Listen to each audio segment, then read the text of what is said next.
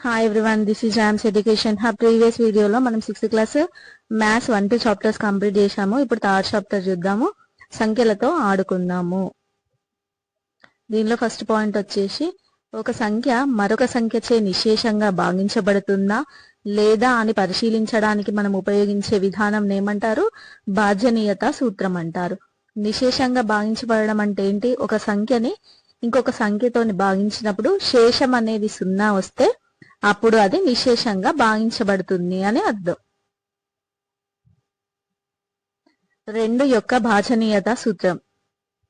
ఒక సంఖ్య 2తోని భాగించబడాలి అని అంటే దానికి సూత్రం ఏంటంటే, ఒక సంఖ్య ఒకట్ల స్థానంలోని అంకె అనేది 0, 2, 4, 6 లేదా 8 అయినచో ఆ సంఖ్య అనేది 2చే నిశేషంగా భాగించబడుతుంది అని చెప్పవచ్చు.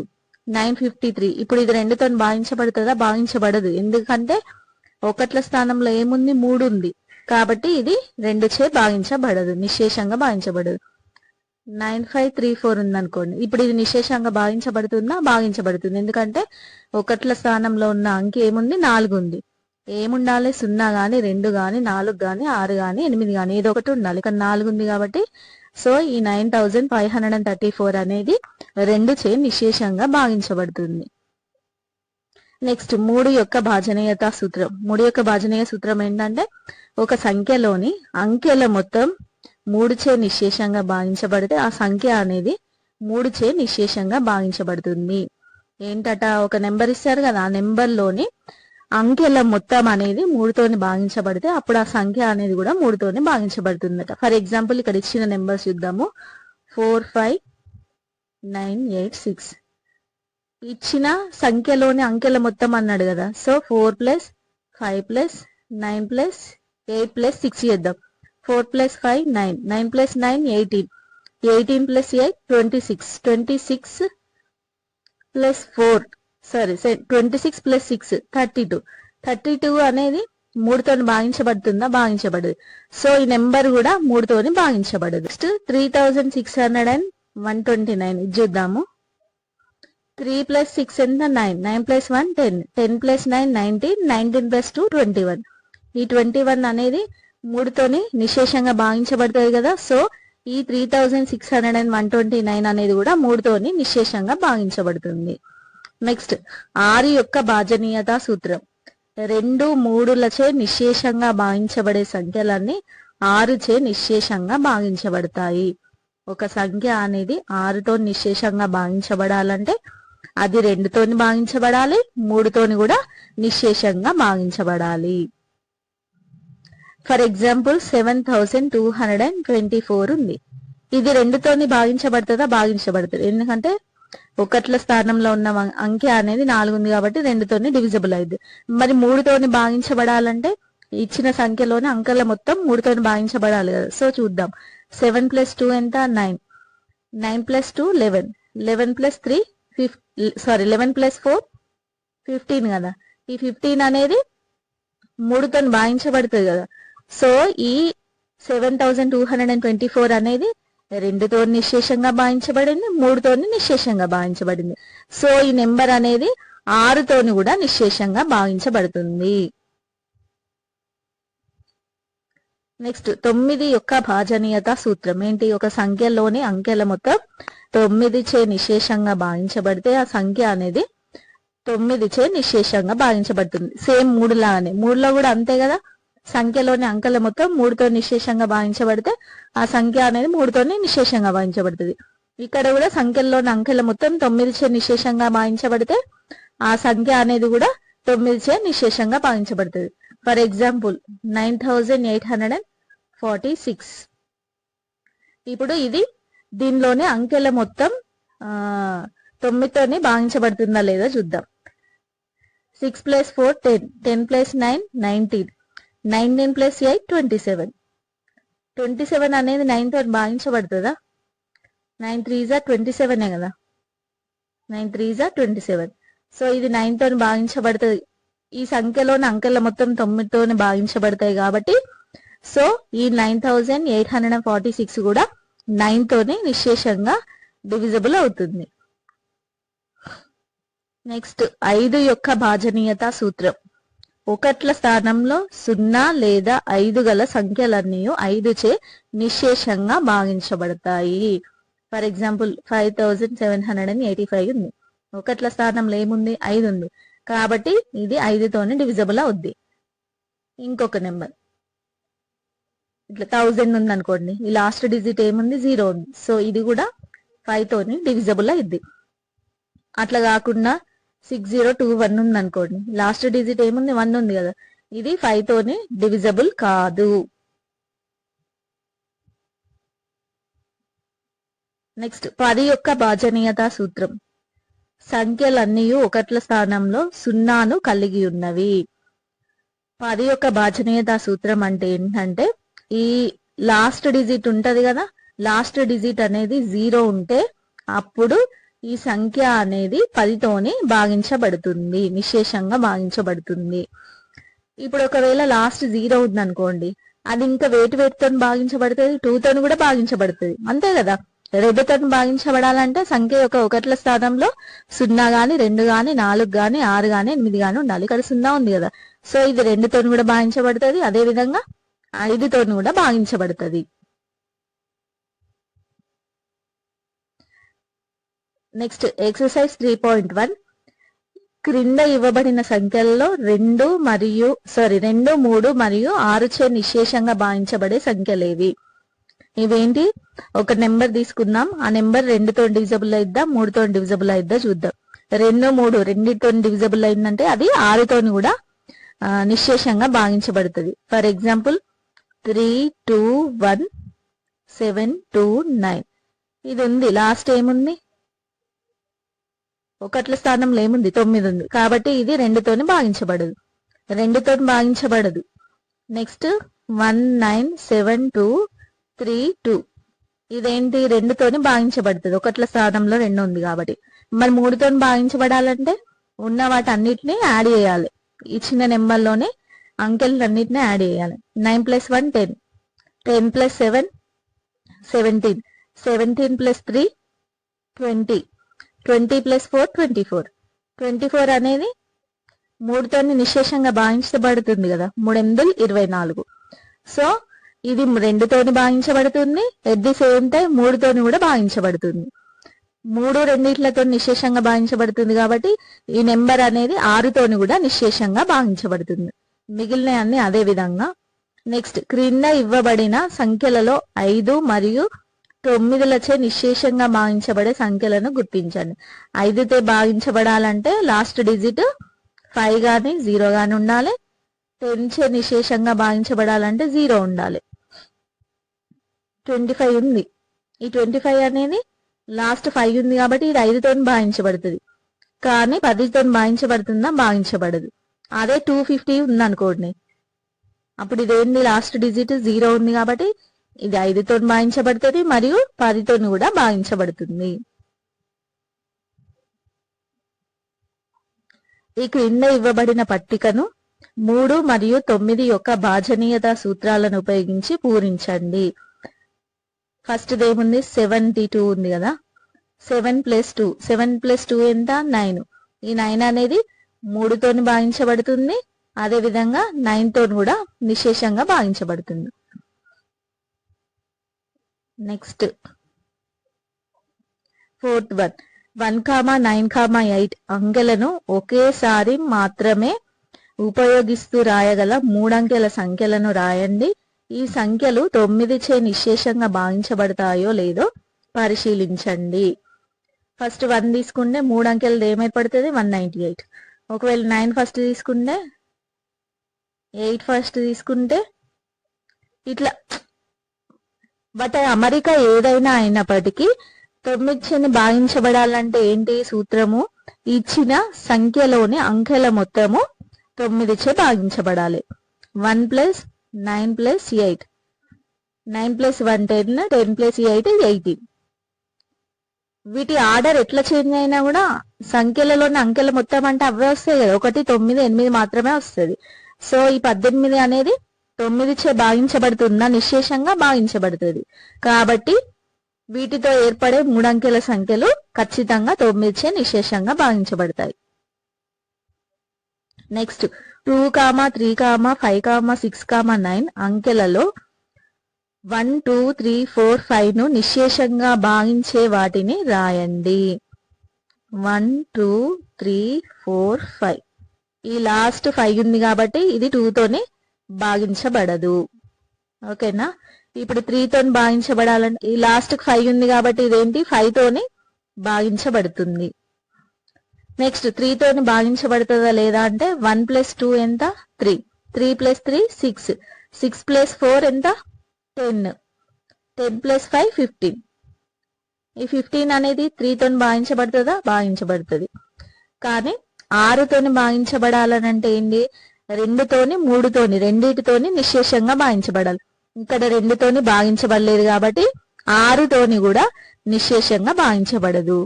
అదే విధంగా సంఖ్యల్లోని అంకెల మొత్తం ఎంత వచ్చింది? 15 వచ్చింది. ఈ 15 అనేది 9 తోని భాగించబడుతుంది, నిశ్శేషంగా భాగించబడదు. 3, 4, 5 అంకెలను ఉపయోగించి రాయవీలగు 2 అంకెల సంఖ్యను రాయండి. ఆ సంఖ్య 2, 3, 5, 6 మరియు 9లచే నిశ్శేషంగా భాగించబడతాయో లేదో పరిశీలించండి. 3, 4, 5 ని యూజ్ చేసి రాయగల 2 అంకెల సంఖ్యలు 34, 43, 45, 54.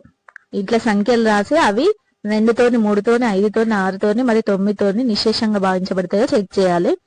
ఇది పిల్లలకి భాజనీయ సూత్రాలు ప్రాక్టీస్ చేయించడానికి మన ఎగ్జామ్ పాయింట్ ఆఫ్ వ్యూలో అవసరం లేదు. Next 7th one.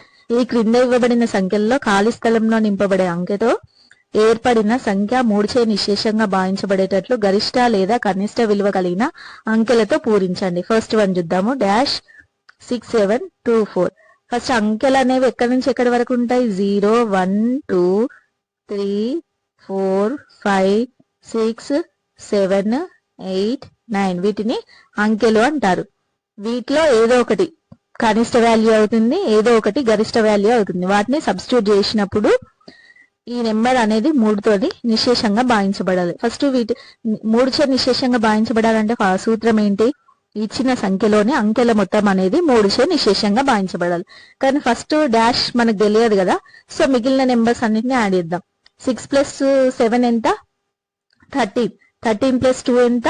15. 15 + 4 ఎంత? 19. 19 కి ఎంత కలిపితే మనకి ఆ నెంబర్ అనేది 3 తోని నిశ్శేషంగా భావించబడుతుంది. 19 కి దగ్గరగా ఉండేది ఏంటిది? 21 దగ్గర ఉంటది కదా 3 టేబుల్లో. సో 19 కి 2 యాడ్ చేస్తే ఏమైతే 21 అవుతుంది. ఈ 21 అనేది 3 తోని నిశ్శేషంగా భావించబడుతుంది. సో ఇక్కడ పెట్టగలిగే కనిష్ట సంఖ్య ఏంటిది? 2. అదే విధంగా 19 కి ఒకవేళ 9 యాడ్ చేసినాం అనుకోండి, అప్పుడు ఏమైద్ది? 28 అవుతుంది. 28 అనేది 3 చే నిశ్శేషంగా భావించబడుతుందా? భావించబడదు. ఒకవేళ 8 కలిపినాం అనుకోండి, అప్పుడు ఇది ఏమైద్ది? 27 అవుతుంది. 27 అనేది 3 తో నిశ్శేషంగా భావించబడతాయి కదా.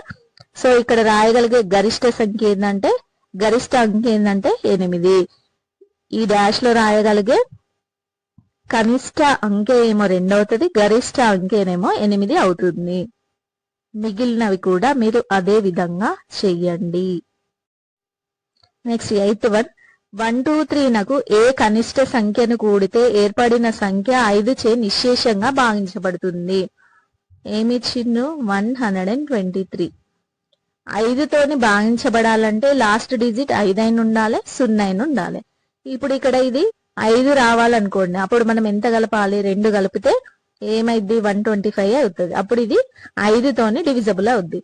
అదే విధంగా 0 రావాలంటే, ఇక్కడ 0 రావాలంటే దీనికి ఎంత కలపాలి? 7 కలపాలి.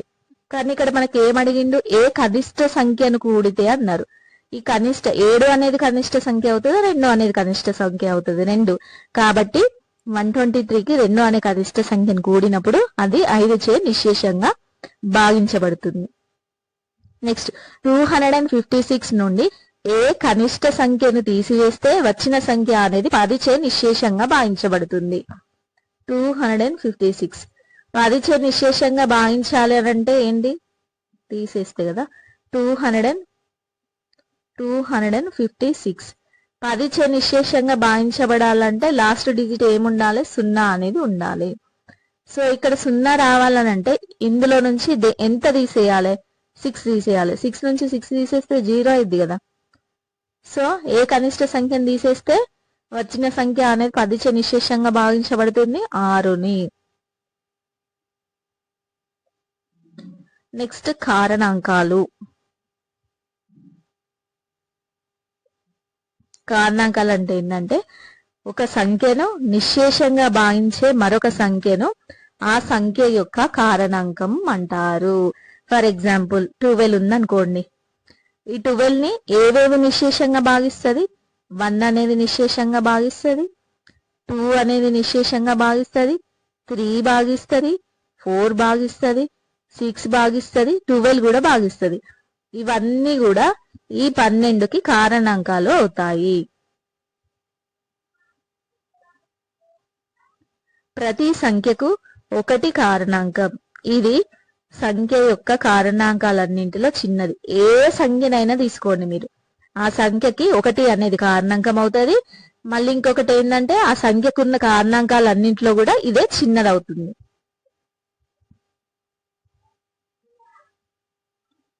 ప్రతి సంఖ్య దానికదే కారణాంకం. ఇది ఆ సంఖ్య యొక్క కారణాంకాలన్నింటిలో పెద్దది. 12 యొక్క కారణాంకాలు మనం ఏమేమనుకున్నాం? 1, 2, 3, 4, 6, 12 కదా. ఇవేంటి? 12 యొక్క కారణాంకాలు. ఈ కారణాంకాలన్నింటిలో పెద్దదేంటి? 12. అంటే ఆ సంఖ్యనే ఆ దానికి ఉన్న కారణాంకాలన్నింటిలో పెద్దది మరియు దానికి అదే కారణాంకం అవుతుంది. నెక్స్ట్, ప్రతి కారణాంకం ఆ సంఖ్యకు సమానం లేదా ఆ సంఖ్య కంటే చిన్నవి. ప్రతి కారణాంకం, దీనిలో కారణాంకాలన్నీ ఏంటి? అదే సంఖ్య అవ్వచ్చు లేదా దానికంటే అన్ని చిన్న సంఖ్యలు ఉన్నాయా పెద్ద సంఖ్యలు ఉన్నాయా? చిన్న సంఖ్యలు ఉంటాయి. ప్రతి సంఖ్యకు గల కారణాంకాలు పరిమితం. ఏ సంఖ్యకైనా కారణాంకాలు కౌంటబుల్ అన్నమాట, అంటే మనము లెక్కించదగినవి. ఇక్కడ 1కి కారణాంకాలు ఏంటి? 1 ఉంది. 2కి కారణాంకాలు 1, 2 ఉన్నాయి. 3కి కారణాంకాలు 1, 3 2 కారణాంకాలు ఉన్నాయి. 4కి ఏమేమి ఉన్నాయి కారణాంకాలు? 1, 2, 4. 5కి ఏమున్నాయి? 1, 5. 6కి ఏమున్నాయి? 1, 2, 3, 6. 7కి ఏమున్నాయి? 1, 2. అంటే కొన్ని నెంబర్లకి 1 మరియు అదే సంఖ్య కారణాంకంగా కలిగి ఉంది. అవేంటి? 2కి అట్లనే ఉంది, 3కి అదే విధంగా ఉంది, 5కి అదే విధంగా, 7కి అదే విధంగా ఉంది. ఇట్లా 1 మరియు అదే సంఖ్య కారణాంకాలు కలిగిన సంఖ్యలను ఏమంటారంటే ప్రధాన సంఖ్యలు అంటారు. అట్లా కాకుండా 2 కంటే ఎక్కువ కారణాంకాలు కలిగి ఉన్న వాటన్నిటిని సంయుక్త సంఖ్యలు అంటారు. ఇవి ప్రధాన సంఖ్యలు కాకుండా మిగిలిన ఉన్నాయి కదా, ఈ 4, 6 వీటిని ఏమంటారు? సంయుక్త సంఖ్యలు అంటారు. 1 అనేది ప్రధాన సంఖ్య కాదు, సంయుక్త సంఖ్య కూడా కాదు. కారణాంకాలను కనుగొనకుండా 1 నుండి 100 వరకు గల ప్రధాన సంఖ్యలను కనుక్కునేందుకు ఒక సులభమైన విధానం ఉంది. దీనిని ఎరటోస్తనిస్ అనే గణిత శాస్త్రవేత్త క్రీస్తు పూర్వం 3వ శతాబ్దంలో కనుక్కున్నాడు. 1 నుంచి 100 వరకు గల ప్రధాన సంఖ్యలను ఫైండ్ అవుట్ చేయడానికి ఇక్కడ స్టెప్స్ ఇచ్చారు. ఆ స్టెప్స్ ని ఫాలో అవుదాం. ఇప్పుడు స్టెప్ 1 ఏంటంటే 1 అనేది ప్రధాన సంఖ్య మరియు సంయుక్త సంఖ్య కాదు, కనుక దానిని ఇంటూ గుర్తుతో సూచించండి. 1 అనేది ప్రధాన సంఖ్య కాదు, సంయుక్త సంఖ్య కాదు. నెక్స్ట్, 2ను వృత్తంలో సూచించి 2 యొక్క గుణిజములను ఇంటూ గుర్తుతో సూచించండి. 2ను వృత్తంలో సూచించి 2 యొక్క గుణిజాలు ఏమైతాయి? సరి సంఖ్యలు అనేవి అన్ని కూడా 2 యొక్క గుణిజాలే అవుతాయి. అంటే ఒక సంఖ్యలో చివరన 0 ఉన్నా, 2 ఉన్నా, 4 ఉన్నా, 6 ఉన్నా, 8 ఉన్నా, ఇవన్నీ కూడా 2 చే నిశ్శేషంగా భావించబడతాయి కదా. సో ఇవన్నీ కూడా 2 యొక్క గుణిజాలే అవుతాయి. సో అవన్నీ ఏంటో వాటిని కట్ చేద్దాం మనం ఇప్పుడు. 2, 4, 6, 8, 0. నెక్స్ట్, 3ను వృత్తంలో సూచించి 3 యొక్క గుణిజాలను ఇంటూ గుర్తుతో సూచించండి. 3, 3 2s are 6, కట్ 9, 12, 15, 18, 21, 24, 27, 30, 33, 36, 39, 42, 45, 48, 51, 54, 57, 60, 63, 66, 69. Next 72, 75, 78, 81, 84, 87, 90, 93, 96, 99. ఇవన్నీ 3 యొక్క గుణిజాలు. నెక్స్ట్ 5ను వృత్తంలో సూచించి 5 యొక్క గుణిజాలను ఇంటూ గుర్తుతో సూచించండి. 5ను వృత్తంలో సూచించి 5 యొక్క గుణిజాలు అంటే లాస్ట్ కి 5 ఉండేవి 0 ఉండేవి అన్ని కూడా 5 యొక్క గుణిజాలు. అట్లా ఏమున్నాయో చూద్దాము. 15, 20 అయిపోయింది. 25, 35, 55, 65, 85, 95. 0 ఉన్నాయి అన్ని కూడా అయిపోయినాయి కదా. ఇప్పుడు 7 యొక్క గుణిజాలు చూద్దాము. 7 2s 14 కదా, 14 అయిపోయింది. నెక్స్ట్ 21 కూడా కట్ చేసినాం. నెక్స్ట్ 28 కట్ చేసాము. 35 కూడా కట్ చేసినాం. నెక్స్ట్ 42 కట్ చేసినాం. నెక్స్ట్ 49, నెక్స్ట్ 56 ఆల్రెడీ కట్ చేసాము. నెక్స్ట్ 63 కట్ చేసాము. నెక్స్ట్ 70 కట్ చేసాము. 77 కట్ చేసాము. నెక్స్ట్ 84 ఆల్రెడీ కట్ చేసాము. నెక్స్ట్ 91, నెక్స్ట్ 98 ఆల్రెడీ కట్ అయింది. సో ఇప్పుడు ఇంటూ గుర్తు పెట్టినవి కాకుండా మిగిలినవన్నీ కూడా ఏమైతాయి అంటే ప్రధాన సంఖ్యలు అయితే. ఇంటూ గుర్తు పెట్టినవన్నీ కూడా సంయుక్త సంఖ్యలు అయితే. ప్రధాన సంఖ్యలు ఏమేమి ఉన్నాయో చూద్దాం.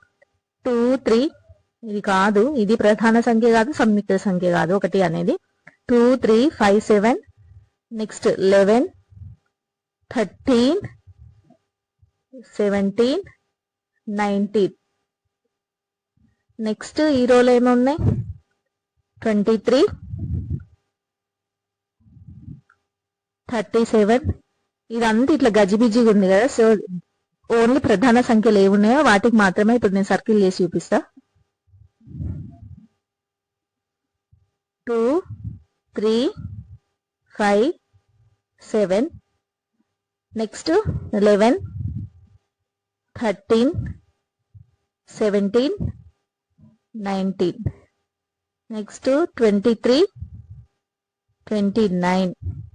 Next 31, 37. Next 41, 43, 47. Next 53,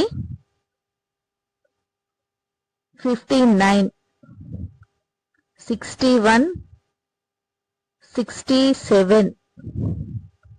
next 71, 73, 79. Next 83, 89. Next 97. ఇక్కడ టోటల్ 1 నుంచి 100 వరకు ఎన్ని ప్రధాన సంఖ్యలు ఉంటాయి అంటే 25 ప్రధాన సంఖ్యలు ఉంటాయి.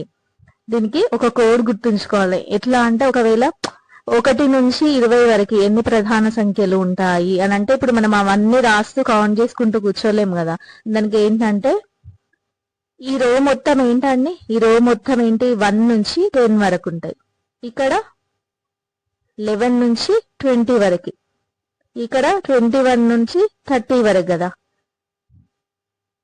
సో దీనికి ఫార్ములా ఏంటంటే 44 22 322 321 అంటే 1 నుంచి 10 వరకు ఎన్ని ఉంటాయి? 4 ప్రధాన సంఖ్యలు ఉంటాయి. అదే విధంగా 11 నుంచి 20 వరకు ఎన్ని ఉంటాయి? 4 ప్రధాన సంఖ్యలు ఉంటాయి. 21 నుంచి 30 వరకు ఎన్ని ఉంటాయి? ప్రధాన సంఖ్యలు 2 ఉంటాయి. ఇప్పుడు ఫర్ ఎగ్జాంపుల్ 81 నుంచి 100 వరకు ఎన్ని ప్రధాన సంఖ్యలు ఉన్నాయని అడిగింది అనుకోండి. అప్పుడు ఏం చేయాలి? మనం ఈ కోడ్ రాసుకొని 4422 322 321 81 ఇదేంటి 1 నుంచి 10 వరకు, ఇది 11 to 20, 21 to 30, 31 to 40, 41 to 50, 51 to 60, 61 to 70, 71 to 80, 81 to 90, 91 to 100.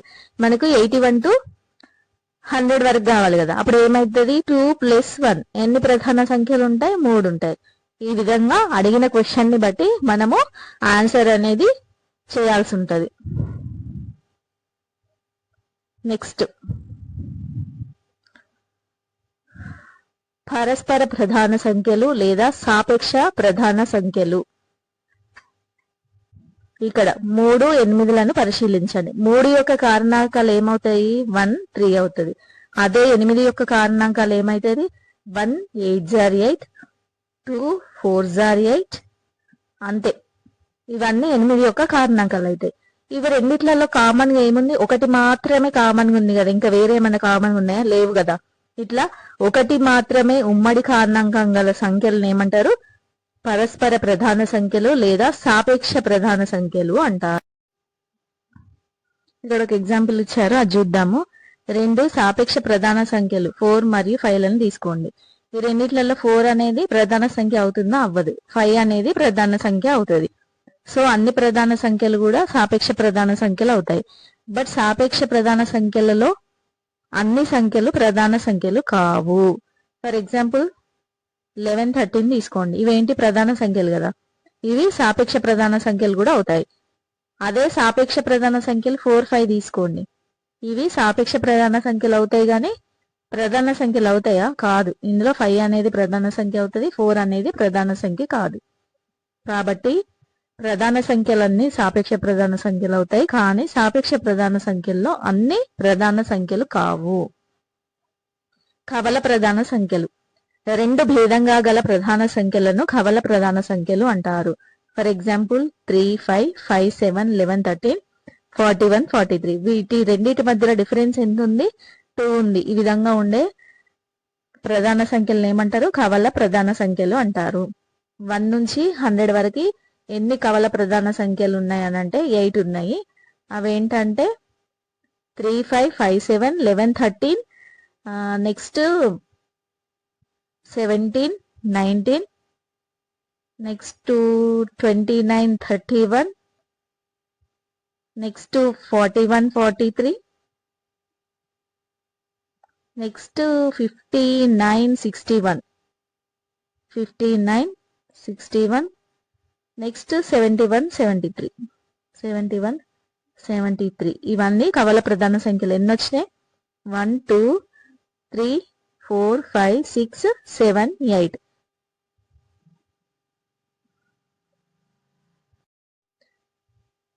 Exercise 3.2 క్రింద ఇవ్వబడిన సంఖ్యలకు కారణాంకాలన్నింటినీ రాయండి. ఫస్ట్ వన్ చూద్దాం. 36. 36 యొక్క కారణాంకాలు 1, 36 * 36, నెక్స్ట్ 2, 18 * 36, నెక్స్ట్ 3 టేబుల్లో 3, 12 * 36, నెక్స్ట్ 4 టేబుల్లో 4, 9 * 36, నెక్స్ట్ 6, 6 * 36. ఇవన్నీ కూడా 36 యొక్క కారణాంకాలు అవుతాయి. మిగిలినవన్నీ మీరు అదే విధంగా రాయండి. ఈ క్రింది వాటిలో సాపేక్ష ప్రధాన సంఖ్యలు ఏవి? ఫస్ట్ వన్ చూద్దాం. 18, 35. 18 యొక్క కారణాంకాలు ఏమవుతాయి? 1, 18 * 18, 2 టేబుల్లో 2, 9 * 18, 3 టేబుల్లో 3, 6 * 18, నెక్స్ట్ 9, 2 * 18. ఆల్రెడీ 9 వచ్చింది కదా. సో ఇవన్నీ కూడా 18 యొక్క కారణాంకాలు అవుతాయి. నెక్స్ట్ 35కి 1, 35 * 35, నెక్స్ట్ 3లో పోదు 4, 5, 5, 7 * 35. ఇవి రెండిట్లలో కూడా కామన్ గా ఏముంది? ఒకటి మాత్రమే కామన్ గా ఉంది. కాబట్టి వీటిని ఏమంటారు? సాపేక్ష ప్రధాన సంఖ్యలు అవుతాయి. ఒకటి మాత్రమే ఉమ్మడి కారణాంకంగా ఉంది కాబట్టి 18, 35 అనేవి సాపేక్ష ప్రధాన సంఖ్యలు. నెక్స్ట్ 1 మరియు 20 మధ్యలో ఉన్న గరిష్ట ప్రధాన సంఖ్య ఏమవుతుంది? 19 అవుతుంది. నెక్స్ట్ 10 మరియు 30 మధ్యనున్న ప్రధాన మరియు సంయుక్త సంఖ్యలను తెలపండి. ప్రధాన సంఖ్యలు ఏమవుతాయి? 11, 13, 17, 19, 23, 29. ఇవన్నీ కూడా 10 నుంచి 30 మధ్యలో ఉన్న ప్రధాన సంఖ్యలు. సంయుక్త సంఖ్యలు ఏమవుతాయి? అవి కాకుండా మిగిలినవి అంటే 12, 14, 15, 16 ఇవన్నీ కూడా సంయుక్త సంఖ్యలు అవుతాయి. 30 వరకు ఉన్నాయి రాయండి. నెక్స్ట్ 17 మరియు 71 ప్రధాన సంఖ్యలు. రెండు సంఖ్యలు ఒకే అంకెలైన 1 మరియు 7లను కలిగి ఉన్నవి. 1 మరియు 100 మధ్యనున్న ఈ విధమైన మరో రెండు జతల ప్రధాన సంఖ్యలను తెలపండి. 70 దీన్ని రివర్స్ చేసినప్పుడు 71 కదా. ఇవేంటి? ఇవి రెండు కూడా ప్రధాన సంఖ్యలే. అదే విధంగా ఇంకేమున్నాయని అడిగిండు. అదేంటి? 13 దీన్ని రివర్స్ చేస్తే 31 ఇవి కూడా ప్రధాన సంఖ్యలే కదా. ఇంకొకటి ఏంటి? 79 దీన్ని రివర్స్ చేస్తే 97 ఇవి రెండు కూడా ప్రధాన సంఖ్యలే. నెక్స్ట్ 6th వన్ 20 కంటే తక్కువ ఉన్న మూడు జతల కవల ప్రధాన సంఖ్యలను రాయండి. అవేంటి? 3, 5, 5, 7 ఇంతకుముందు చూసినాం కదా. 11, 13, 17, 19. 7th వన్ రెండు ప్రధాన సంఖ్యల లబ్ధము 35 అయిన సంఖ్యలేవి? 5, 7 35 ఇవి రెండు కూడా ప్రధాన సంఖ్యలు. నెక్స్ట్ 35ను రెండు బేసి ప్రధాన సంఖ్యల మొత్తంగా తెలపండి. బేసి ప్రధాన సంఖ్యల మొత్తం 36 రావాలి కదా. దట్ ఈస్ 13 + 23 ఏమవుతుంది? 36 అవుతుంది. ఇవి రెండు బేసి ప్రధాన సంఖ్యలు. నెక్స్ట్ 100 లోపు గల 7 వరుస సంయుక్త సంఖ్యలను రాయండి. 100 లోపు గల 7 వరుస సంయుక్త సంఖ్యలను రాయండి. అవేంటంటే 90, 91, 92, 93, 94, 95, 96 ఇవే వరుస సంయుక్త సంఖ్యలు. ఈ 100 వరకు ఈ వరుసగా 7 సంయుక్త సంఖ్యలు అనేవి ఉండవి, ఇవి మాత్రమే ఉంటాయి. 10th వన్ 53ను మూడు ప్రధాన సంఖ్యల మొత్తంగా రాయండి. చూద్దాం. 13, 17 ఏమైంది? 30 అవుతుంది కదా. ప్లస్ 23 ఏమైతుంది? 53. సో ఏంటి? 13, 17, 23 అట్లా ఇంకేమైనా పేర్స్ ఉంటే చూడండి. నెక్స్ట్ వ్యత్యాసం 10గా గల రెండు ప్రధాన సంఖ్యలను తెలపండి. 3కి 13కి 10 ఉంటుంది కదా డిఫరెన్స్. నెక్స్ట్ 7కి 17కి 10 ఉంటుంది డిఫరెన్స్. నెక్స్ట్ 23కి 13కి కూడా 10 ఉంటుంది డిఫరెన్స్. నెక్స్ట్ వన్ 20 కంటే తక్కువగా ఉండి వాటి మొత్తం 5 చే నిశేషంగా భావించబడే విధంగా ఉన్న మూడు జతల ప్రధాన సంఖ్యలను రాయండి. 5 చే నిశేషంగా భావించబడాలంటే 5, 10, 15 ఇట్లా కావాలి వాటి మొత్తం అనేది. సో 2, 3 ఈ రెండు ప్రధాన సంఖ్యల మొత్తం 5 అవుతుంది కదా. సో ఇది అనేది 5 చే నిశేషంగా భావించబడుతుంది. అదే విధంగా 3, 7 ఈ రెండింటిని యాడ్ చేస్తే 10 వస్తుంది కదా. ఈ 10 అనేది కూడా 5 చే నిశేషంగా భావించబడుతుంది. కారణాంక విభజన ఏ సంఖ్యనైనా దాని కారణాంకాల లబ్ధంగా రాస్తే ఆ సంఖ్య యొక్క కారణాంక విభజన అనేది జరిగింది అంటారు. సంఖ్య యొక్క కారణాంకాలు కనుగొనే ప్రక్రియను ఏమంటారు? కారణాంక విభజన అని అంటారు. ఒక సంఖ్య యొక్క కారణాంక విభజన అనేది అనేక విధాలుగా చేయవచ్చు. ఫర్ ఎగ్జాంపుల్ ఇక్కడ ఇచ్చింది చూద్దాము.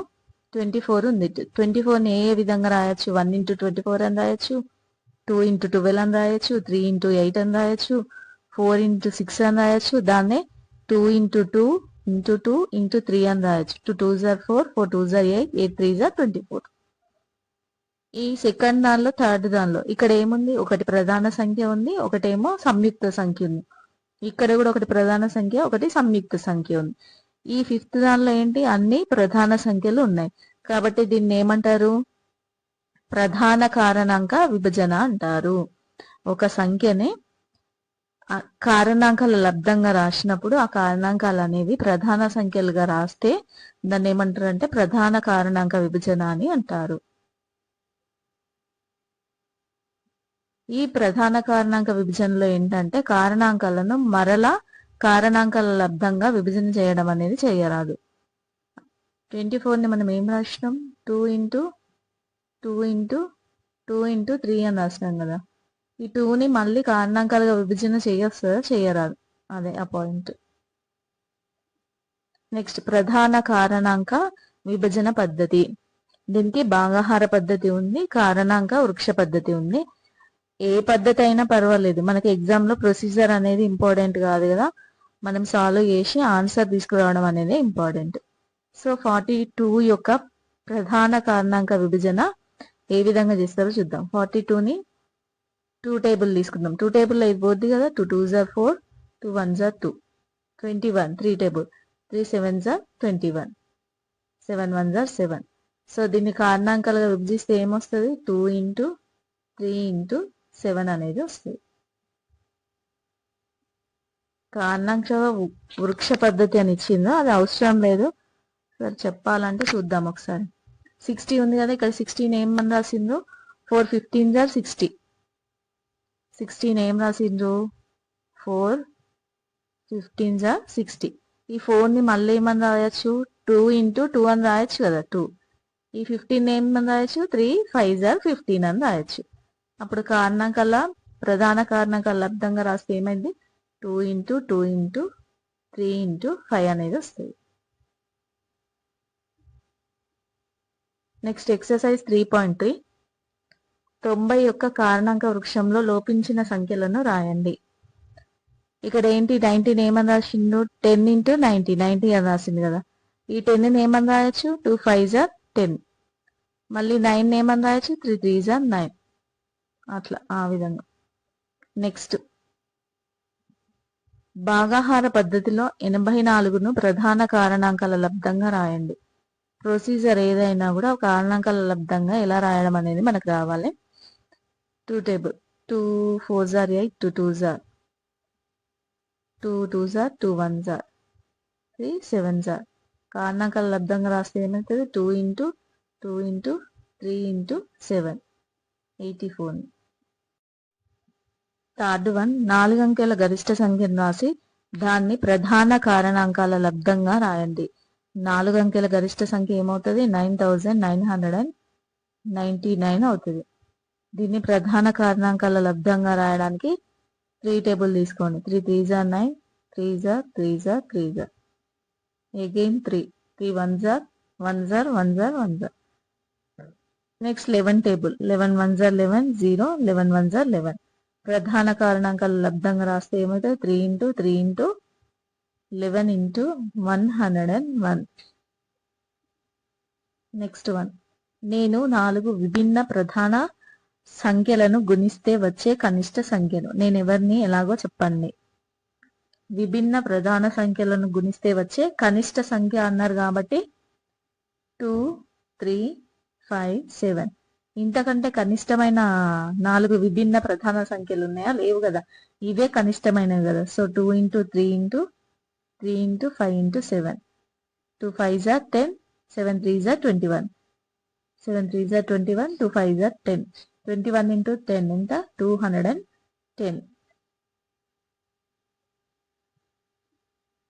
నెక్స్ట్ సామాన్య కారణాంకాలు. ఫర్ ఎగ్జాంపుల్ 12కి కారణాంకాలు తీసుకుందాం. 1 1 2 12s are 12. నెక్స్ట్ 2 టేబుల్లో 2 6s are 12. Next 3 4s are 12. అట్లనే 18 తీసుకుందాం. 1 18s are 18, 2 9s are 18, 3 6s are 18. ఇప్పుడు ఇవి రెండిట్లలో కారణాంకాలు ఏవి కామన్ గా ఉన్నాయి, 1 అనేది కామన్ ఉంది, 2 అనేది కామన్ ఉంది, 3 అనేది కామన్ ఉంది. ఇవి 3 కామన్ ఉన్నాయి, 6 అనేది కూడా కామన్ ఉంది. ఇట్లా ఇచ్చిన సంఖ్యలో కారణాంకాలలో ఉమ్మడిగా ఉన్న కారణాంకాలను ఆ 2 సంఖ్యల సామాన్య కారణాంకాలు అంటారు. ఇక్కడ 12కి 18కి సామాన్య కారణాంకాలు ఏమవుతాయి, 1 2 3 6. నెక్స్ట్ గరిష్ట సామాన్య కారణాంకం, దట్ ఈస్ గాసాక. 2 లేదా అంతకంటే ఎక్కువ సంఖ్యల యొక్క సామాన్య కారణాంకాలలో గరిష్ట సంఖ్యను గరిష్ట సామాన్య కారణాంకం, గాసాక లేదా గాసాబా, గరిష్ట సామాన్య భాజకము అంటారు. ఈ సామాన్య కారణాంకాలలో గరిష్టంగా ఏదైతే ఉంటుందో దాన్ని గరిష్ట సామాన్య భాజకము అంటారు. ఫర్ ఎగ్జాంపుల్ ఇక్కడ ఇచ్చింది చూద్దాము. 12ని సామాన్య కారణాంకాలుగా డివైడ్ చేసినప్పుడు ఏమొచ్చింది? 2 ఇంటూ 3 ఇంటూ 12కి ఏమొచ్చింది? 2 ఇంటూ 3 ఇంటూ 2 వచ్చింది. అదేవిధంగా 30కి ఏమొచ్చింది? 2 ఇంటూ 3 ఇంటూ 5 వచ్చింది. 36కి ఏమొచ్చింది? 2 ఇంటూ 3 ఇంటూ 2 ఇంటూ 3. ఇవి మూడిట్లలో కామన్గా ఏముంది? 2 అండ్ 3 అనేది కామన్గా ఉంది. సో ఇదే గరిష్ట సామాన్య భాజకం అవుతుంది. ఇట్లా కాకుండా వేరే ప్రొసీజర్లు చూద్దాం. అదేంటంటే 12, 30, 36 మూడింటిని ఒకటేసారి తీసుకుందాం. ఇప్పుడు 2 టేబుల్లో 2 6 are 12, 2 15s are 30, 2 18s are 36. Next 3 table 3 2s are 6, 3 5s are 15, 3 6s are 18. ఇప్పుడు మళ్ళీ ఇది ఏ టేబుల్లో పోతుంది? ఏ టేబుల్లో పోదు కదా. ఒకవేళ 2 టేబుల్ తీసుకుందాం అనుకోండి, 2 పోద్ది కానీ 5 పోద్ది కదా. సో గరిష్ట సామాన్య భాజకం అనేది ఏమవుతుంది? 2 into 3 that is equal to 6 అవుతుంది. నెక్స్ట్ భాగాహార పద్ధతి ద్వారా గాసాగాను కనుక్కొనుట. మనకు ఎగ్జామ్ లో ప్రొసీజర్ అనేది ఇంపార్టెంట్ కాదు, మనం సమ్కి ఆన్సర్ కరెక్ట్ గా చేస్తున్నామా లేదా అనేది ఇంపార్టెంట్. సో దాని గాసాగాను ఫైండ్ అవుట్ చేయడానికి ప్రధాన కారణాంక విభజన పద్ధతి అనేది బెటర్. బట్ ఇది కూడా ప్రొసీజర్ ఏంటో చూద్దాం ఒకసారి. ఈ పద్ధతిని గ్రీకు గణిత శాస్త్రవేత్త అయిన యూక్లిడ్ కనుక్కున్నాడు. దీనికోసం ఏం చేయాలంటే ఇచ్చిన రెండు సంఖ్యల్లో పెద్ద సంఖ్యను చిన్న సంఖ్యతోనే భాగించాలి. ఇక్కడ ఏమి ఇచ్చింది? ఫర్ ఎగ్జాంపుల్ 56 మరియు 64 ఇచ్చింది కదా. సో ఇక్కడ పెద్ద సంఖ్య ఏంటి? 64. దీన్ని చిన్న సంఖ్య అయినా 56 తోనే భాగించాలి. అప్పుడు ఏమైంది? 56 1 జా 56. సబ్ట్రాక్షన్ చేస్తే 8 వస్తుంది. శేషం అనేది ఎంత వచ్చింది? 8 వచ్చింది కదా. ఈ 8ని మళ్ళీ చిన్న సంఖ్య ఉంది కదా దీంతోనే భాగించాలి. 8ని 56 తో భాగిస్తే 8 7 జా 56. రిమైండర్ 0 వచ్చింది కదా. అంటే రిమైండర్ 0 వచ్చే వరకు భాగించాలి. అప్పుడు ఇక్కడున్న ఏంటి? విభాజకం అనేది గరిష్ట సామాన్య కారణాంకం అవుతుంది, గాసాక అవుతుంది.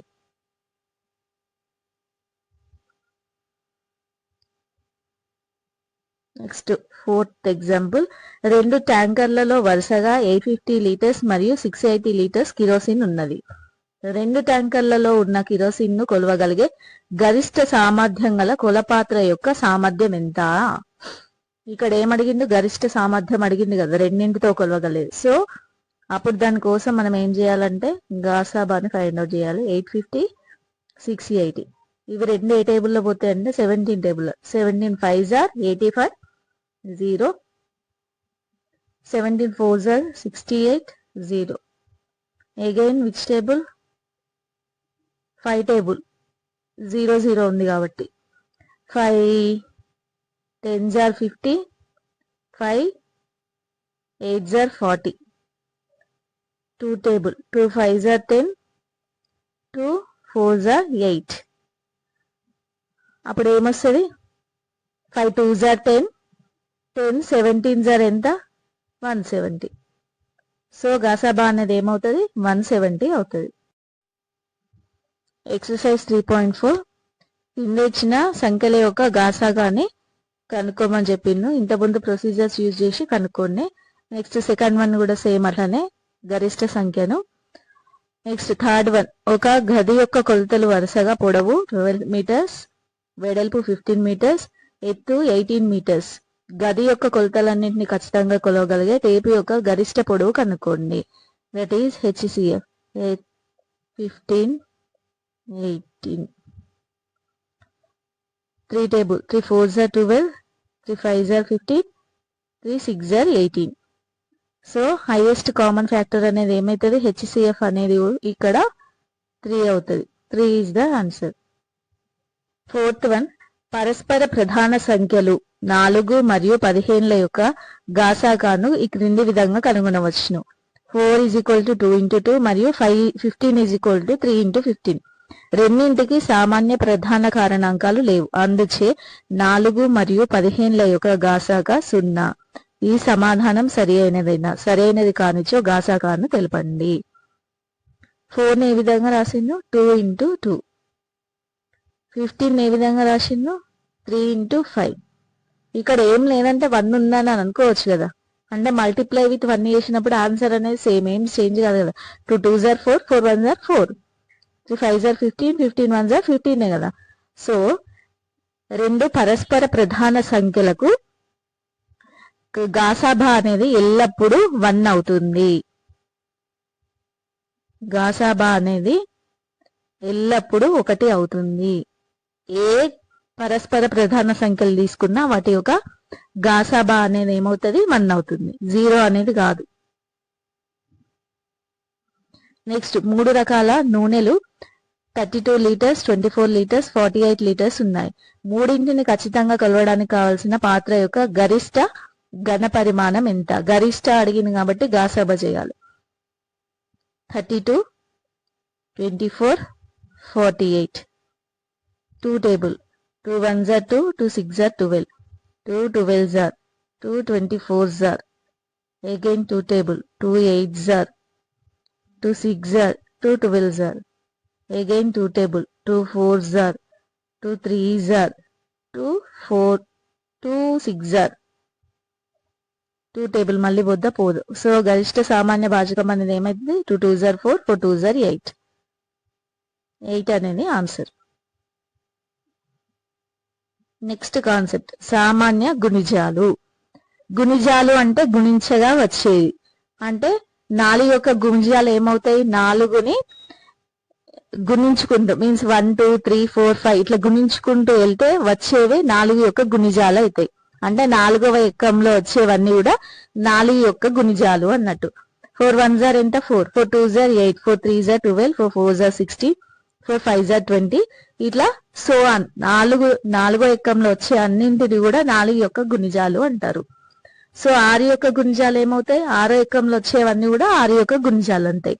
ఈ రెండింటి యొక్క సామాన్య గుణిజాలను ఎట్లా చెప్తారనంటే, రెండింటిలో కామన్ ఏముంది, 12 ఉంది కామన్ గా.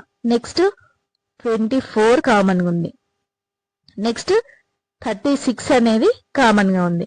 సో ఈ రెండింటి యొక్క సామాన్య గుణిజాలు అనేవి ఏమైతాయి అంటే 12, 24, 36.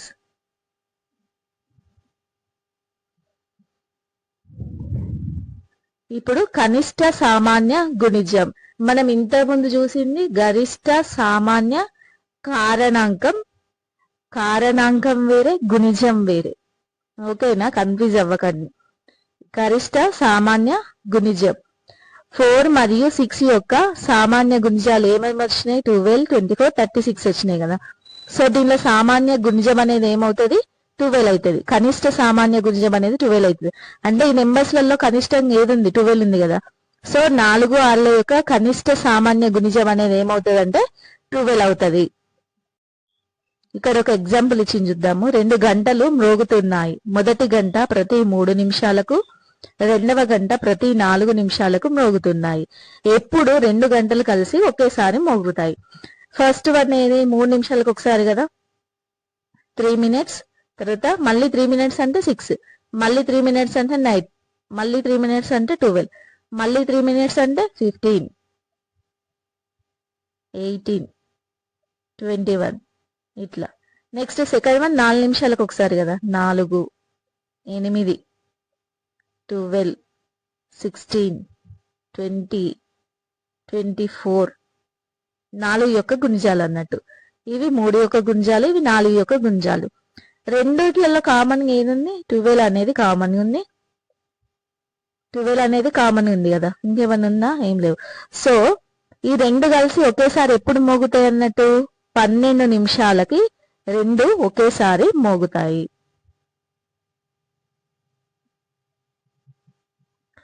రెండు లేదా అంతకంటే ఎక్కువ సంఖ్యల గుణిజాలలో కనిష్ట ఉమ్మడి గుణిజంను ఆ సంఖ్య యొక్క కనిష్ట సామాన్య గుణిజము అంటారు. ఇప్పుడు కాసాగదు కనుగొనే పద్ధతి చూద్దాము. ప్రధాన కారణాంకాల పద్ధతి, దీనికి కూడా ప్రధాన కారణాంకాల పద్ధతిని యూజ్ చేస్తారు. గరిష్ట సామాన్య కారణాంకం కనుక్కున్నప్పుడు కూడా ప్రధాన కారణాంకాల విభజననే యూజ్ చేస్తారు. సో దీన్ని ఎట్లా ఫైండ్ అవుట్ చేయాలో చూద్దాము. ఎగ్జాంపుల్ ఇక్కడ ఏమి ఇచ్చిందంటే 36, 60 ఇచ్చిండు. 36, 60 కారణాంకాల విభజన చేయండి రెండింటిని. 2, ఇక్కడ ఆల్రెడీ ఇచ్చింది కదా, చూద్దాము. 36 కారణాంకాలు ఏంటి? 2 ఇంటూ 2 ఇంటూ 3 ఇంటూ 3. 60 యొక్క కారణాంకాలు ఏమైతే 2 ఇంటూ 2 ఇంటూ 3 ఇంటూ 5. ఇప్పుడు ఇవి రెండిట్లలో కామన్ గా ఏమున్నాయి? 2 కామన్ ఉంది, 2 కామన్ ఉంది, 3 కామన్ ఉంది. సో కనిష్ట సామాన్య గుణిజం అనేది ఏమవుతుంది అంటే 2 ఇంటూ 2 ఇంటూ 3 ఇంటూ ఈ మిగిలిన 3, 5 కూడా ఉంది కదా, ఇది కూడా రాయాలి. 3 ఇంటూ 5. ఇదే కనిష్ట సామాన్య గుణిజం. అదే మనము గాసాబా చేసినప్పుడు ఏం చేసినాము? ఓన్లీ కామన్ ఉన్న ఫ్యాక్టర్స్ ని మాత్రమే తీసుకున్నాం. ఇక్కడ కామన్ ఉన్నాయి కాకుండా మిగిలినవి కూడా తీసుకున్నాం. ఆ డిఫరెన్స్ అనేది అబ్జర్వ్ చేయండి మీరు. నెక్స్ట్ ఇక్కడ ఈ క్రింది వాటి కాసాగును కనుక్కోండి. ఇవేంటి? 3, 4 అనేవి 3, 4, 10, 11, 5, 6, 7 అనేవి పరస్పర ప్రధాన సంఖ్యలు. పరస్పర ప్రధాన సంఖ్యలు అంటే ఇవి రెండింటికి ఉమ్మడి కారణాంకం అనేది ఒకటి మాత్రమే ఉంటే వాటిని పరస్పర ప్రధాన సంఖ్యలు అంటారు. సో ఈ 3, 4 కి కాసాగు ఏమైతే చూద్దాం. ఏమవుద్ది? ఏ టేబుల్లో పోదు కదా. సో వీటి కాసాగు అనేది 3 ఇంటూ 4 అవుతుంది, అంటే 12. అట్లనే 10, 11 చూద్దాం. 10 కి 11 కి కామన్ గా ఏముందా? ఏం లేదు. సో వీటి కాసాగు కూడా 110 అవుతుంది. అంటే సాపేక్ష ప్రధాన సంఖ్యలు లేదా పరస్పర ప్రధాన సంఖ్యల యొక్క కాసాగు అనేది ఆ రెండు సంఖ్యల యొక్క లబ్ధం అనేది అవుతుంది. నెక్స్ట్ ఇక్కడ 10, 30, 4, 12, 24, 3, 12 చూద్దాము. 10, 30 ఇవి ఏ టేబుల్లో పోతాయి? 5 టేబుల్లో. 5 2s are 10, 5 6s are 30. 2 table. 2 1s are 2, 2 3s are 6. ఇప్పుడు కాసాగు ఏమైతుంది? 2 5s are 10, 10 3s are 30. ఇదే వచ్చింది కదా ఆన్సర్. అంటే ఏంటంటే 10 30. ఈ 10 టేబుల్లో 30 అనేది వస్తుందా? వస్తుంది కదా. అంటే ఇచ్చిన రెండు సంఖ్యలలో పెద్ద సంఖ్య అనేది చిన్న సంఖ్య యొక్క గుణిజం అయితే అప్పుడు ఆన్సర్ అనేది పెద్ద సంఖ్య అవుతుంది. మళ్ళీ ఒకసారి రిపీట్ చేసిన వినండి. రెండు సంఖ్యలు ఇచ్చినప్పుడు దానిలో పెద్ద సంఖ్య అనేది చిన్న సంఖ్య యొక్క గుణిజం అయితే, అంటే చిన్న సంఖ్యతోని భాగించబడితే అప్పుడు పెద్ద సంఖ్య అనేది కాసాగు అవుతుంది. ఇంకొక ఎగ్జాంపుల్ కూడా చూద్దాం. 3 12 ఉంది కదా, అది తీసుకుందాం. 3 12. 3 table. 3 1s are 3, 3 4s are 12. 2 table. 1s are 2s are. Answer ఏంటి? 3 2s are 6, 6 2s are 12. 3 యొక్క గుణిజమేనా 12 అనేది? 3 4s are 12 కదా. కాబట్టి హైయెస్ట్ నెంబర్ ఏముంది ఇక్కడ? 12. సో 12 ఇక్కడ ఏమైతుంది? కాసాగు అవుతుంది. Next exercise 3.5. ఫస్ట్ వన్, ఇచ్చిన నెంబర్స్ యొక్క కాసాగుని ఫైండ్ అవుట్ చేయడం. ఇంతకుముందు ప్రొసీజర్ చెప్పినా కదా, దాని ప్రకారం చేయండి. సెకండ్ వన్ కూడా అట్లనే. థర్డ్ వన్ చూద్దాం. ఏ కనిష్ట సంఖ్యకు 5 కూడినా ఆ సంఖ్య అనేది 12, 14, 18లచే నిశ్శేషంగా భావించబడుతుంది. నిశ్శేషంగా భావించబడడం అంటే మనం ఏం కనుక్కోవాలి? కాసాగుని ఫైండ్ అవుట్ చేయాలి. That is 12, 14, 18. ఎంత? 2 table. 2 6s are 12, 2 7s are 14, 2 9s are 18. 3 table. 3 2s are 6, 7 3 3s are 9. ఎంత? 2 2s are ఏమైంది? 4, 3 3s are ఏమైంది? 9, 9 4s are ఎంత? 36. 36 ఇక్కడ ఎంత ఉంది? 7 ఉంది. ఎంత? 7 6s are 42. Next 7 3s are 21, 21 plus 4 25, 252. ఏమొచ్చింది మనకి? 252. మనకి ఇక్కడ వచ్చింది ఏంటిది? 252 అనేది వచ్చింది. ఏంటి? కాసాగు. ఇక్కడ క్వశ్చన్ ఏం అడిగిండ్రు? ఏ కనిష్ట సంఖ్యకు, ఆ కనిష్ట సంఖ్య నెక్స్ట్ అనుకుందాం, దానికి 5 కూడిన 252 వస్తుందట. అంటే ఇప్పుడు మనకు కావాల్సింది ఎక్స్ వాల్యూ కదా. సో ఎక్స్ ఏమైంది? 252 మైనస్ 5 అవుద్ది. అంటే ఆన్సర్ ఏంది? 247. This is the answer. ఏ కనిష్ట సంఖ్యకు 5 కూడినా అని అన్నప్పుడు కాసాగులో నుంచి 5ని తీసేయాలి. ఒకవేళ 5ను తీసివేసినా అని అడిగింది అనుకోండి, అప్పుడు కాసాకి 5ని కలపాలి. నెక్స్ట్ వన్, ఏ గరిష్ట 3 అంకెల సంఖ్యను 75, 45 మరియు 60లచే భాగిస్తే శేషం అనేది 0 వస్తుంది. శేషం ప్రతి సందర్భంలో 4 వచ్చును. దీనికోసం ఫస్ట్ ఎల్సిఎం చూద్దాం, సారీ కాసాగు ఫైండ్ అవుట్ చేద్దాం. 75, 45, 60. ఏ టేబుల్లో పోతే 5 table. 5 1s are 5, 5 5s are 25, 5 9s are 45, 5 1s are 5 2s are 1 2. Next 3 table. 3 5s are 15, 3 3s are 9, 3 4s are 12. ఇక్కడ 5 2s are ఎంత 20, 3 3s are 9, 9 5s are ఎంత 45. సో 45 ఇంటూ 20 ఏమవుతుంది? 45 2s are ఎంత 90, 0కి 0 ఏమొచ్చింది? కాసాగు 900 వచ్చింది. సో శేషం 0 ఎప్పుడు వస్తుంది? 900 అయినప్పుడు. గరిష్ట 3 అంకెల సంఖ్య అన్నాడు కదా, ఇది 3 అంకెల సంఖ్యనే కదా.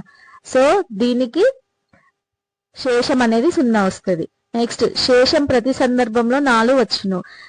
900తోని భాగించినప్పుడు శేషం అనేది నిశేషం అంటే 0 వస్తుంది. నిశేషంగా భాగిస్తుంది అంటే శేషం 0 వస్తుంది.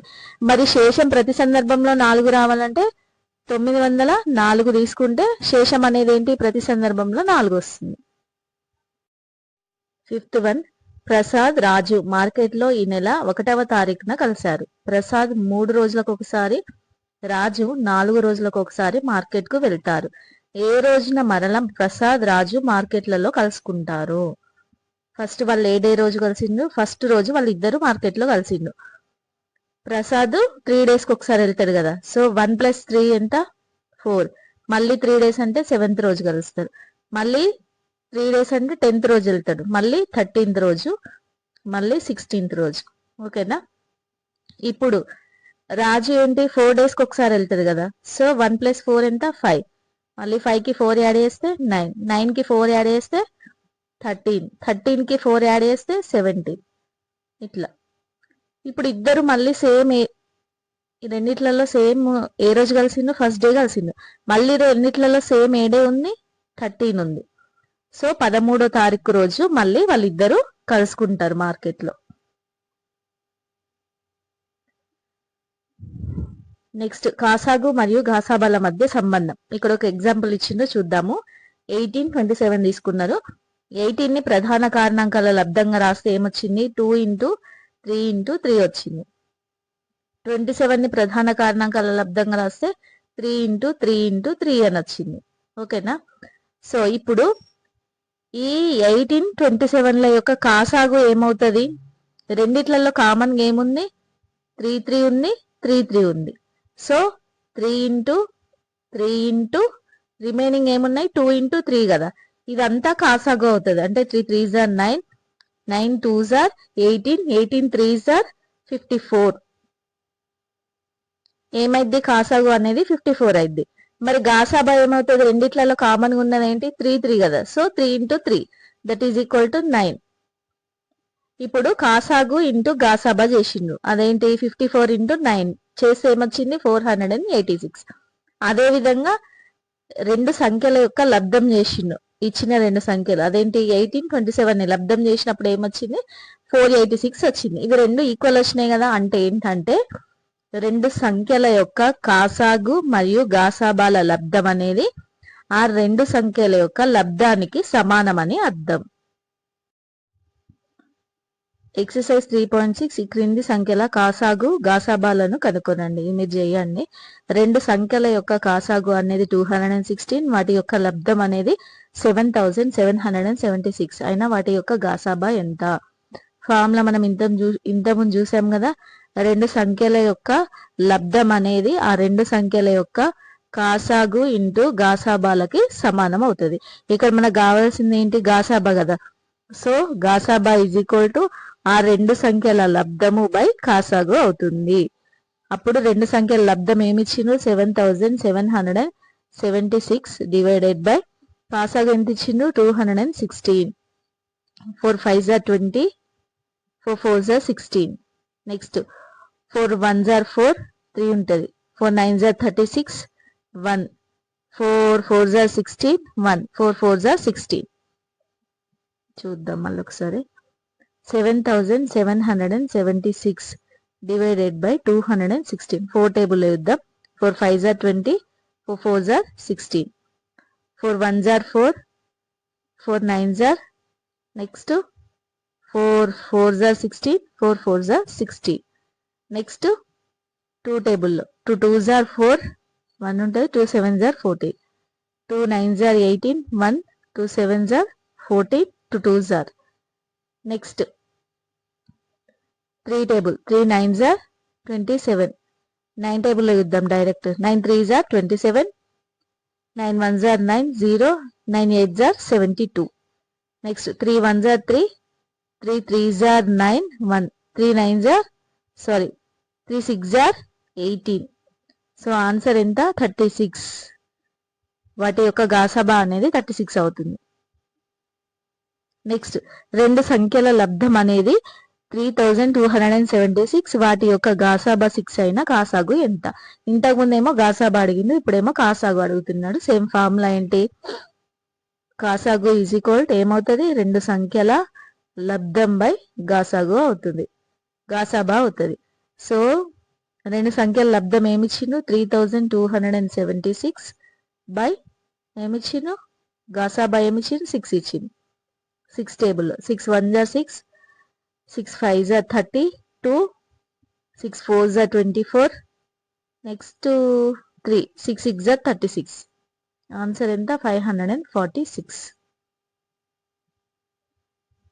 నెక్స్ట్ రెండు సంఖ్యల గాసాబా 6 మరియు కాసాగు 36. ఆ సంఖ్యలలో ఒక సంఖ్య అనేది 12 అయినా రెండవ సంఖ్య కనుక్కోనండి. ఫార్ములా ఏంటి మనకి? రెండు సంఖ్యల లబ్ధం అనేది వాటి కాసాగు మరియు గాసాబాల లబ్ధానికి సమానం కదా. సో రెండు సంఖ్యలను ఏంటి? ఒకటి మనకి 12 అని ఇచ్చింది కదా, ఒకటి 12 ఇంకొకటి ఎక్స్ అనుకుందాం. ఈజ్ ఈక్వల్ టు రెండు సంఖ్యల యొక్క గాసాగు కాసాబాల లబ్ధానికి సమానం కదా, దట్ ఈస్ 36 ఇంటూ 6. ఇప్పుడు ఎక్స్ వాల్యూ ఎట్లా వస్తుంది? 36 ఇంటూ 6 డివైడెడ్ బై 12. 12 1 జా 12, 12 3 జా 36, 6 3 జా 18. 18 is the answer. నెక్స్ట్ ఇప్పుడు 4 8 11 యొక్క భాజనీయ సూత్రాలు చూద్దాం. ఫస్ట్ 4 యొక్క భాజనీయ సూత్రం ఏంటంటే,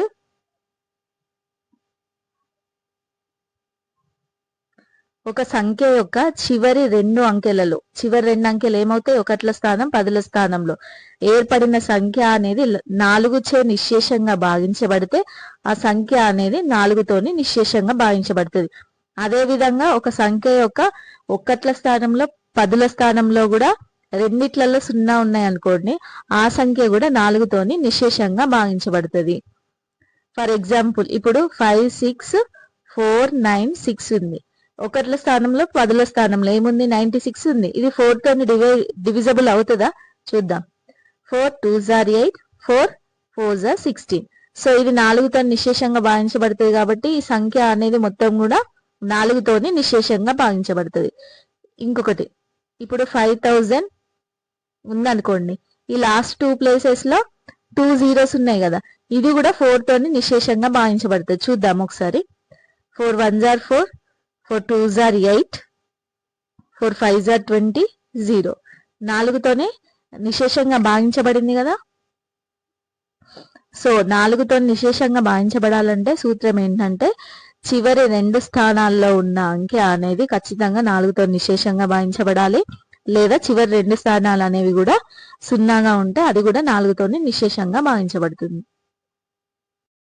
ఇప్పుడు 8 యొక్క భాజనీయత సూత్రం చూద్దాం. అదేంటంటే 4 లేదా అంతకంటే ఎక్కువ అంకెలు గల సంఖ్యలకు చివర 3 అంకెలతో ఏర్పడిన సంఖ్య అనేది 8 చే నిశ్శేషంగా భావించబడితే ఆ ఇచ్చిన సంఖ్య అనేది కూడా 8 చే నిశ్శేషంగా భావించబడుతుంది.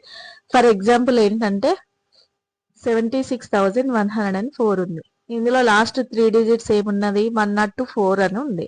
ఈ 104 అనేది 8 చే నిశ్శేషంగా భావించబడితే అప్పుడు ఈ నెంబర్ అనేది కూడా 8 చే నిశ్శేషంగా భావించబడుతుంది.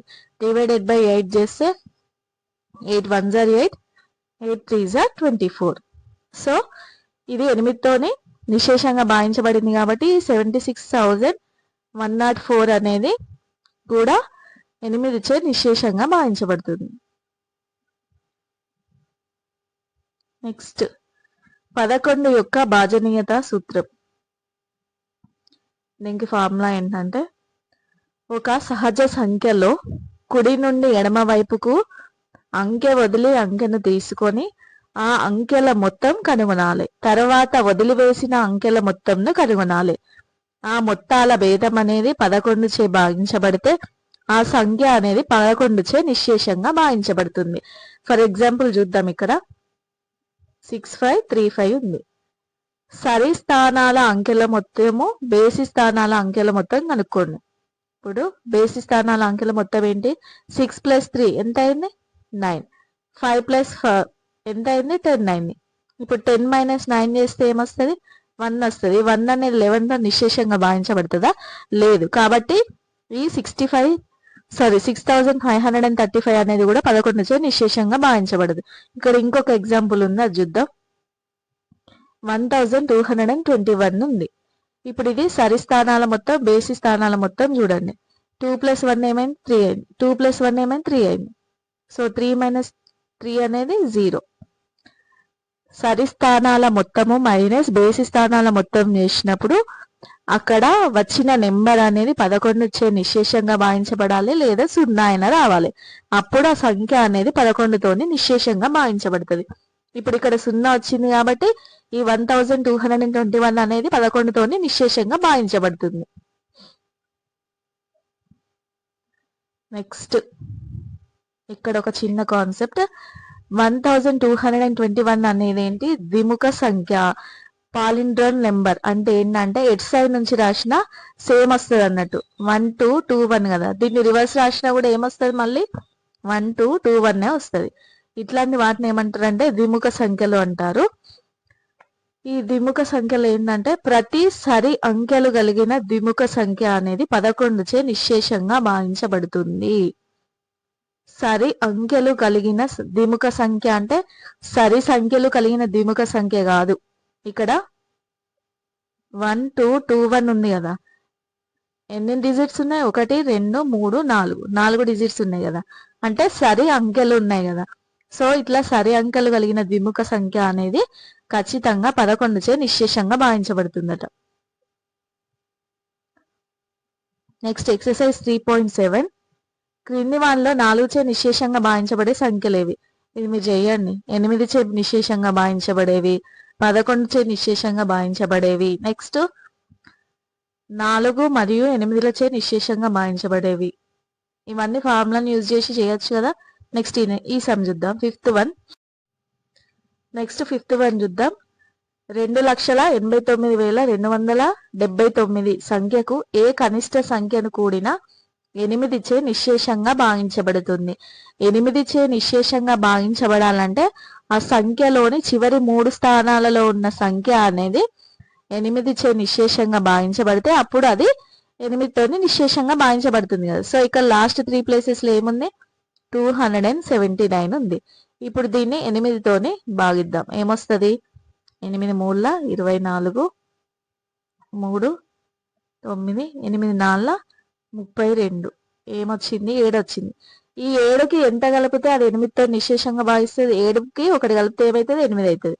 సో ఈ 8 అనేది 8తో నిశేషంగా భావించబడుతుంది కదా. సో ఇక్కడ ఎంత కలపాలన్నట్టు? 1.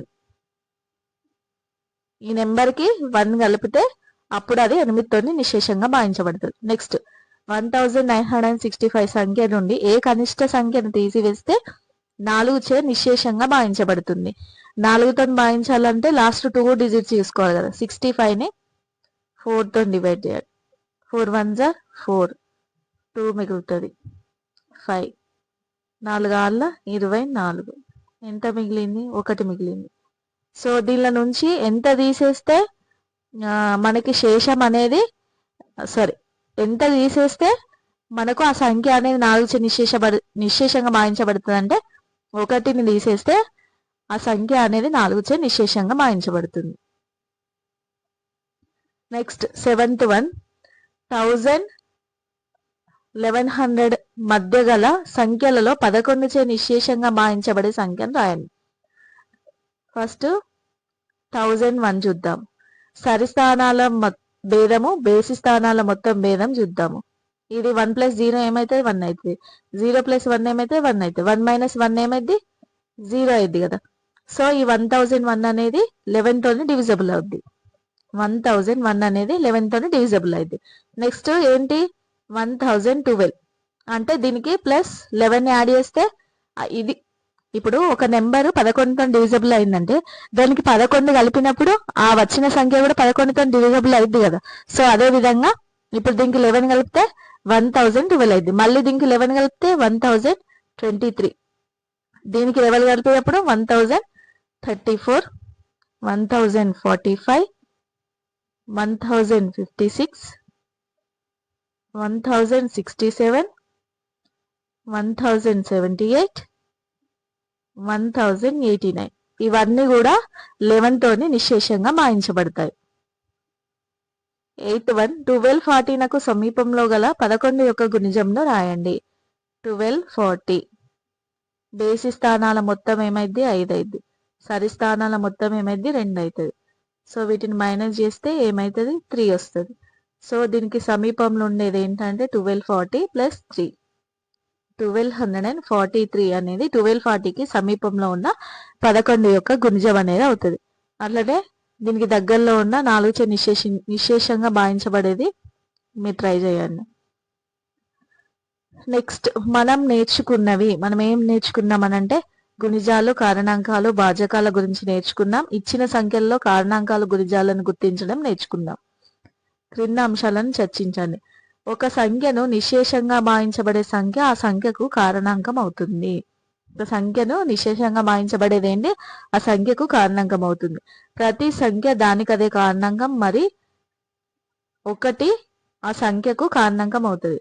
ఫర్ ఎగ్జాంపుల్ 8 తీసుకుందాం. 1 8 2 4 are 8.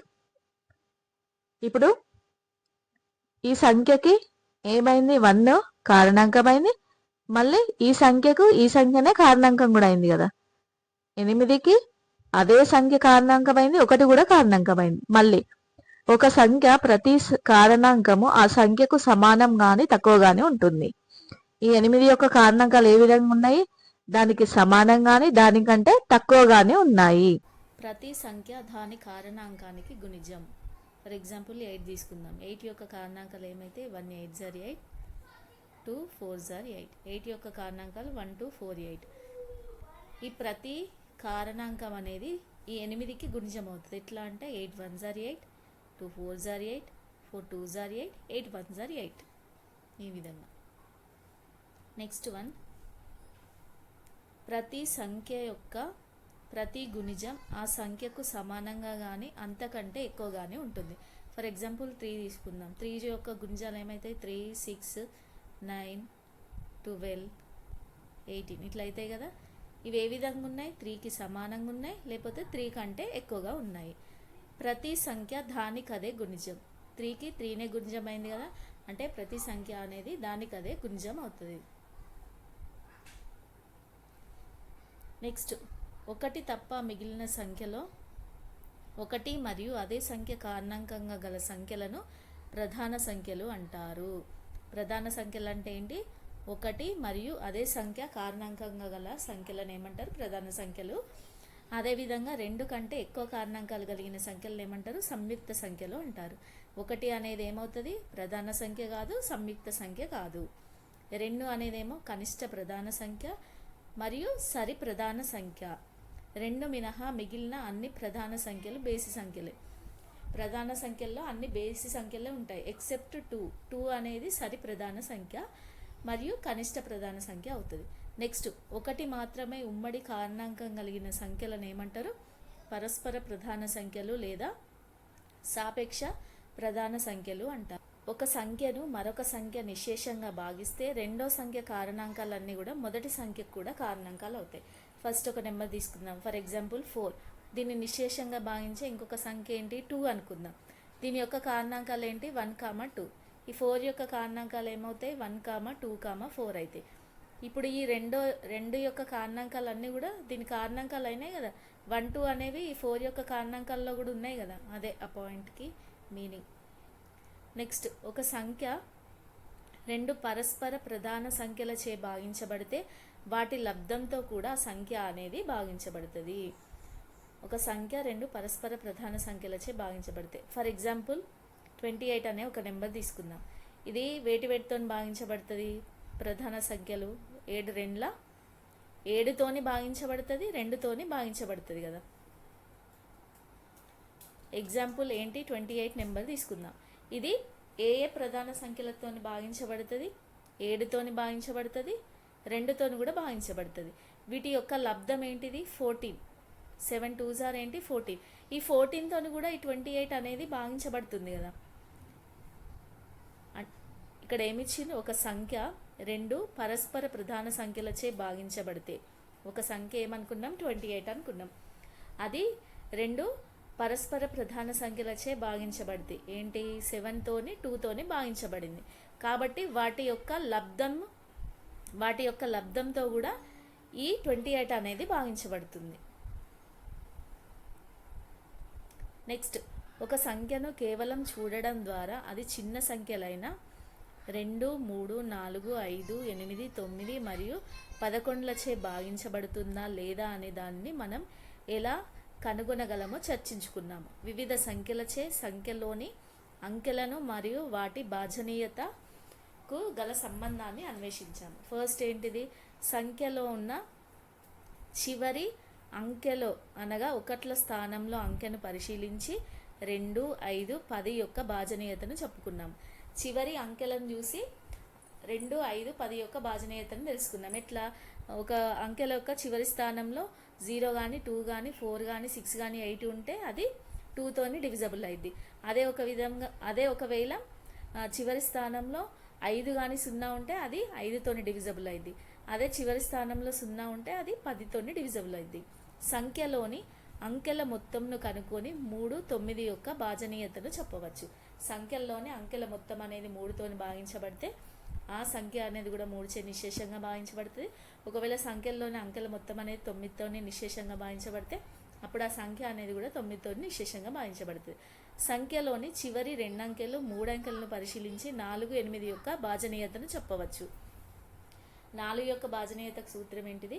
సంఖ్యలోని చివరి 2 స్థానాలలో ఉన్న సంఖ్య అనేది 4తో నిశేషంగా భావించబడితే ఆ మొత్తం సంఖ్య అనేది కూడా 4తో నిశేషంగా భావించబడుతుంది.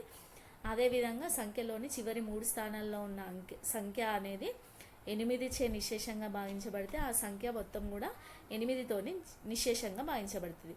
ఒక సంఖ్యలోని బేసి స్థానాలలో ఉన్న అంకెల మొత్తము సరి స్థానాలలో ఉన్న అంకెల మొత్తము తేడాను కనుగొని 11 యొక్క భాజనీయతను చెప్పవచ్చు. 51. రెండు సంఖ్యలు ఒక సంఖ్యచే భాగించబడితే ఆ సంఖ్యల మొత్తం భేదం కూడా ఆ సంఖ్యలచే భాగించబడుతుంది.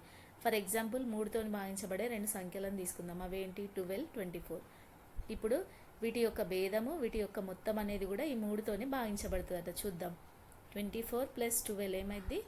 36. ఈ 36 అనేది 3తోని భాగించబడుతుంది కదా. నెక్స్ట్ 24 - 12 సబ్ట్రాక్షన్ చేస్తే 12. ఈ 12 అనేది కూడా 3తోని భాగించబడుతుంది.